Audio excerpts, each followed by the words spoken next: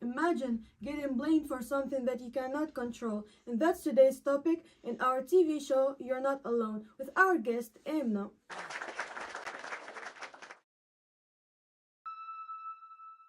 It all started when I was 10. I was walking through the hallways of my primary school as usual, and suddenly, someone bumped into me. She shouted and blamed me for it, even though she was the wrong one.